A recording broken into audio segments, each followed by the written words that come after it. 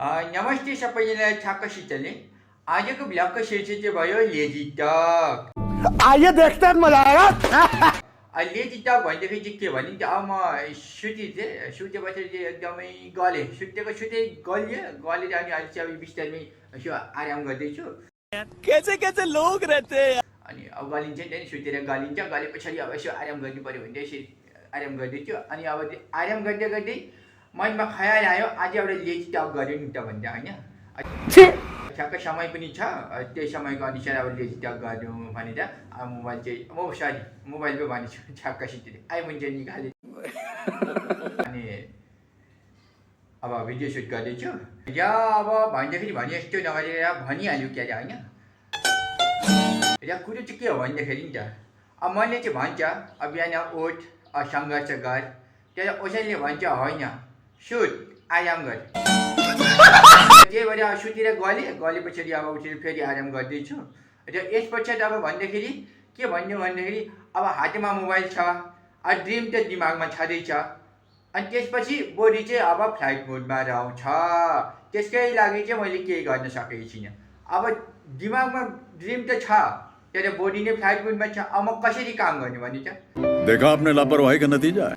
र त्यसकै लागि ड्रिम दिमागमा राखिदिएछु, अब बोडी फ्लाइट मोडमा छ, जब फ्लाइट मोडबाट हट्छ तब काम गरिन्छ।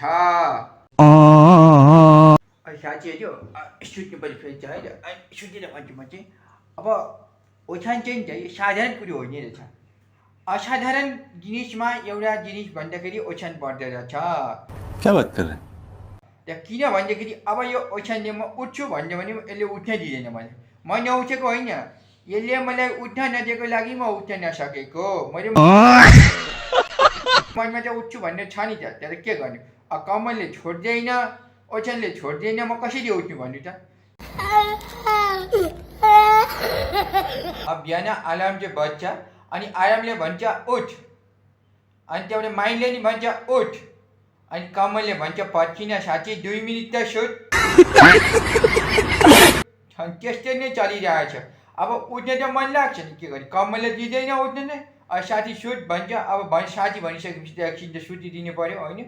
त्यसकै लागि अब उठ भन्ने बित्तिकै उठ्न सकिँदैन। र ठन्डाको सिजन त्यस्तै हो, अब सुतेर राम्रो लाग्छ कमलभित्र होइन। त्यसकै लागि सुतेर उठेबाट एकछिन आराम गर्दैछु। अब आराम गरिसकेर अब फेरि एकछिन पछाडि उठ्छु, अनि त्यसको बाद मात्रै मुख हात धुन्छु अनि बाहिरका कुराहरू गर्छु। अनि अब यसरी उठेर पछाडि नि त होइन, अब उठिसकेर अनि अब युट्युब खोलिन्छ होइन। युट्युब खोलिसकेपछि भने चाहिँ अब मोटिभेसनल भिडियोहरू आउँछ।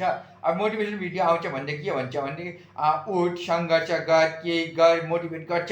अनि म पनि 100% मोटिभेट हुन्छु, एकदमै कन्फिडेन्ट हुन्छु। अनि त्यसको बादमा फेरि अब रिल चाहिँ स्क्रोल गरेपछि अनि फेरि कन्फिडेन्स घट्दै आउँछ, अनि अर्को रिल आउँछ, त्यो बिर्सिहालिन्छ। र त्यसरी नै गर्दै 2 घन्टा पार भएको थाहै पाइँदैन। अनि त्यो 2 मिनट चाहिँ कतिखेर 2 घन्टा पुग्छ थाहै पाइँदैन। त्यसकै लागि म चाहिँ तपाईँलाई भन्छु अब मोटिभेसन चाहिँ गर्नु पऱ्यो नि त। अब आफूले गर्न नसकिने मोटिभेसन चाहिँ गर्न सकिन्छ। उठ भनेपछि ठ्याक्कसितले उठिहाल्नु है, नभए 2 मिनट भने सुत्नु भने 2 घन्टा पार भएको थाहै पाइँदैन रहेछ।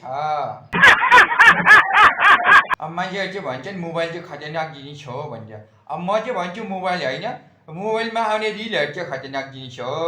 अब रिल हेर्न थाल्यो भने अब सुतेर रिल हेर्न थालेपछि उठ्न मन लाग्दैन, रिल हेर्न थालेपछि समय गएको थाहा पाइँदैन। यो राम्रो आउँछ, अर्को नि राम्रो आउँछ, त्यसो गर्दा गर्दै समय नै पार भएर जान्छ। मलाई चाहिँ यस्तो लाग्छ कि अब 50-60 साल जिउनु भने चाहिँ अब 30 वर्ष चाहिँ रिलै हेरेर जान्छ कि जस्तो लाग्छ। अब के गर्ने, हेर्ने पऱ्यो, आउँछ, हेर्दिनँ भन्यो भने यसो गर्यो अर्को आउँछ, कस्तो राम्रो हुन्छ, राम्रो हो चाहिँ हेर्ने पऱ्यो, के नि भन्नुहोस् त तपाईँहरू।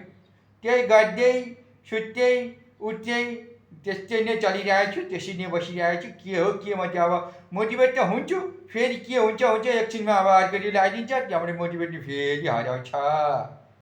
कैसे कैसे लोग रहते हैं यार यहाँ। तपाईँहरू चाहिँ मलाई सोच्नुहुन्छ होला यो चाहिँ लेजी छ भनेर। लेजी भए पनि लेजी मान्छेको नि सपनाहरू हुन्छ, सुती बिलियनर बन्ने, मोबाइलबाट करोडौँ कमाउने, र त्यस्ता धेरै सपनाहरू हुन्छन्। लेजी मान्छेको लेजी सपना लेजी तरिकाले सुती सोच्ने कस्तो राम्रो लाग्छ सोचेर यताबाट यस्तो गर्नु भने यताबाट यस्तो हुनु भने म त बिलियनर बनिन्छु र मोबाइलमा यस्तै ट्रेडिङ गर्नु भने यसरी यो गर्नु भने यही सेयर किन्नु भने म त करोडपति बनिन्छु। त्यही सोच्दै लेजी हिसाबमा अब करोडपति बनिने सपनाहरू चाहिँ हो त्यसरी देखिन्छ।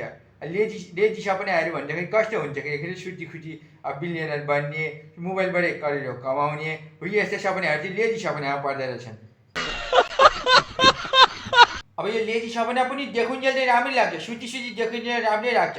अनि त्यसलाई उठेर अब प्र्याक्टिकली गऱ्यौँ भने चाहिँ के हुन्छ भने जस्तै अब मोबाइल ह्याङ हुन्छ नि त्यस्तै आफू पनि अब दिमाग पनि ह्याङ भइदिए जस्तै हुन्छ। किनकि अब सुती देखेको लेजी हिसाबमा देखेको सुती देखेको सपना चाहिँ एकदम मिठो लाग्छ।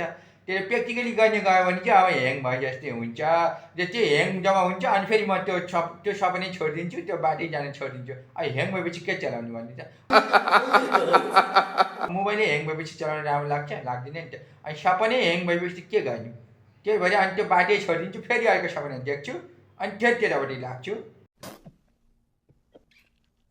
सानो हुन्छ चाहिँ सोच्थेँ ठुलो हुन्छ, ठुलो भएपछि मजा आउँछ होला अब भने जस्तै आफू हिँड्न पाइन्छ, आफू डुल्न पाइन्छ, के गर्न पाइन्छ होइन। र अहिले ठुलो भए चाहिँ थाहा पायो सानैमा पो राम्रो हुँदो रहेछ। लुनले सुत्न दिँदैन, अलार्मले त सुत्न नदिएको मान्छेलाई त्यही पनि उठाउँछ। अनि अझै यो म्याराथन हो अरे, अब आफू वार्मअपमै वाक्क भइसके र अब म के गर्नु के नगर्नु, म चाहिँ अब यो परिस्थितिमा एकदम जुदुरमुदुर भइसक्यो अलिकति। अब कहिलेकाहीँ चाहिँ लेजी भएको नि गलत होइन। अब मन थाकेको बेला बडी पनि थाकेको हुन्छ र सुतेर प्लान बनाउने उठेर क्यान्सल गर्ने त्यो स्वाभाविक हो, मनुष्यको स्वाभाविक नेचर हो। अब मन थाकेको हुन्छ, लेजी लागेको हुन्छ, सुती चाहिँ मिठो प्लानहरू बनाइन्छ र उठेर चाहिँ ठ्याक्कसितले त्यो क्यान्सल गरिन्छ। र आजको लेजी टक अब यतिमै राखौँ। र आजको लेजी टकको यो सृष्टिकर्ता चाहिँ भयो यो मेरो कमल र ओछन। यी दुईवटा जिनिसले गरेर मैले आज यो लेजी टक बनाएँ। यी दुईजनाले मोटिभेट गरेर मैले आज यो लेजी टक बनाउन सकेँ। किनभनेदेखि मलाई आज उठ्न मन लागेको थियो, कतिपय कामहरू थियो, लुगाफाटा धुन थियो, बन्द गरिदिन, तर यसले 2 मिनट भनेर मोबाइल चलाएको मैले 2 घन्टा पार भएको मैले थाहै पाइनँ। 9 बजी चाल पाएको मान्छे अहिले 11 साढे 11 बजिसक्यो होला र त्यही पनि मैले उठ्न सकिनँ। र अब नउठेर के गर्यौँ भन्दाखेरि अब यो लेजी टक गरिदिउँ भने लेजी टक गरियो। र तपाईँहरूलाई अब यो लेजी टक कस्तो के लाग्छ भनिदिनु पर्यो। धन्यवाद ठ्याक्कसितले बिके थापाको तेस्रो ब्लगमा आइदिएको लागि।